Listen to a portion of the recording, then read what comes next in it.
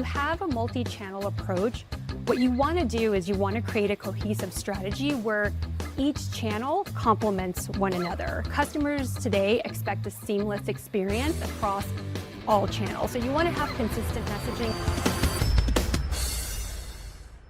Thanks for tuning in to the Email Marketing Podcast mini-series, delivering impactful insights in just about 10 minutes. I'm excited today to be joined by Marilyn Gil, the email marketing unicorn. Marilyn, welcome to the podcast. Thank you so much for having me. I'm excited to be on. Yay! So one of the things that you talk about a lot as a key element to effective marketing is using what you call a multi-channel approach. Could you talk a little bit more about what that is and why it matters? Yeah, so a multi-channel approach is basically what it sounds like. It's when you use multiple platforms and channels to reach your target audience.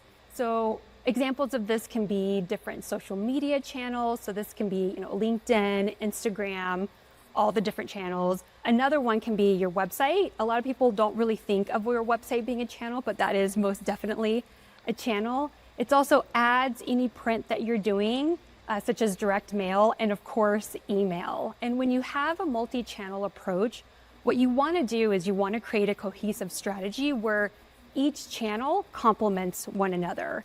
And it matters because, customers today expect a seamless experience across all channels. So you want to have consistent messaging through your various channels. And what this allows you to do is increase your reach and also improve your brand visibility, which in turn improves your brand recognition and it reinforces your message.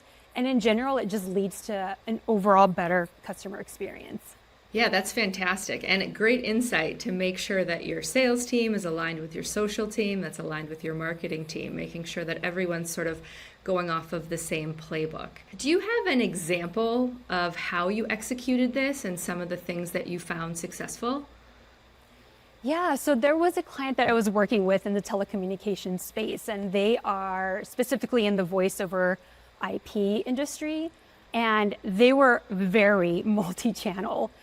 So we were on social media, we did television commercials, radio, outdoor billboards, email, obviously, and even events. So what I ended up doing was I took a look at how the end user would experience the brand as a whole throughout all of those different touch points. And I made sure that the messaging was consistent throughout.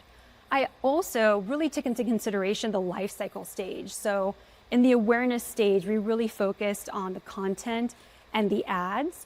In the interest stage, what we really wanted to do was make sure that they were following us on social. For the consideration stage, we made sure that the website was on point. And then on the decision stage, that's where the sales really come in. But this is an area where we really focused on email and retargeting. And then for the final stage, which is retention, it's all of the above, but email really helps to provide the most personalization. And personalization is really one of the things that I'm really focusing on for 2024.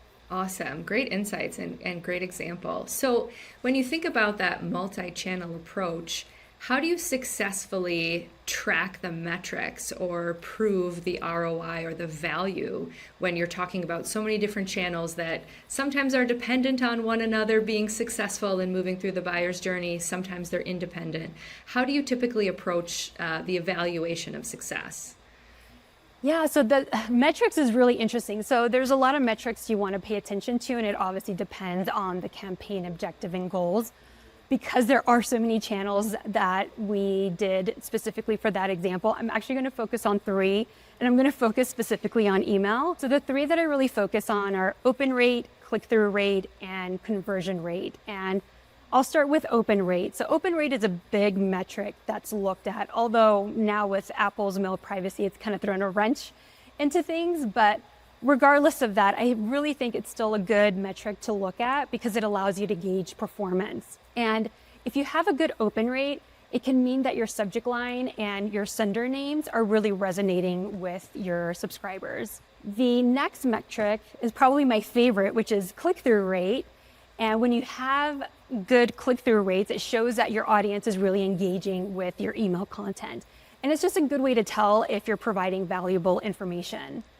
And then the last one, or the third one I want to focus on, is conversion rate. And that has to be one of the most important metrics, especially if sales is your objective. So many things can contribute to the conversion rate. Within the email itself, the call to action is really what's going to drive the conversion. But then there's also elements outside of the email that you want to focus on. So that includes the landing page, and then also how your offer is structured. And then there's other metrics you can take a look at as well. You can take a look at revenue per email. I know that's mostly for companies in the e-commerce space. You can take a look at list growth rate, and things like unsubscribe and bounce rates and any forwarding of your emails are also good metrics to take a look at. Awesome. Well, that was a great rundown. Thank you. So one last thing here is you talk a little bit about how marketing teams should never lose sight of the human behind the email address. Can you unpack that a little bit and explain what you mean? I think that's just great insight, but I want our listeners to get a grasp of that too. Yeah, it was interesting when we were talking about, what advice I would give to marketing and sales teams. And I think it's really easy to get into this mindless routine and view email marketing solely as a tool for promoting your product and service. And what I really harp on is building and nurturing genuine relationships, and genuine being the key word here with your subscribers. I think as of today anyway, there's humans that are opening up your email. Who knows what the future is going to hold and if robots are going to be opening our emails for us. But today, at least, it's humans. And I think we lose sight of that. And I think a lot of brands lose that human element. And yes, metrics and optimization techniques are important, but never lose sight that there's a human being behind that email address. And you want to treat your subscribers as individuals. We all have our own preferences. We all have our own unique needs. And, whether it's an existing customer or a prospect, you want to treat everyone as an individual. And a great way to do this is with segmenting. So you'll want to segment your list based on common traits. So for example, any common demographics, if they're past purchasers, what did they purchase? Any engagement behavior, if they interacted with an email that you previously sent, or if they visited your website, you want to take those points and really personalize the content that you're sending to them. Awesome. Well, thank you. I think this has been great insight, and I'm excited for people to be able to take all this information and start to build out their own multi-channel campaigns and strategic approaches to reaching clients. So thank you so much for joining me today. I really appreciate your time, Marilyn. And I'll be sure to post links with her information in the show notes. And again, thank you so much for being here. Thank you so much for having me. This was great. All right. Thanks so much. Bye now. Bye.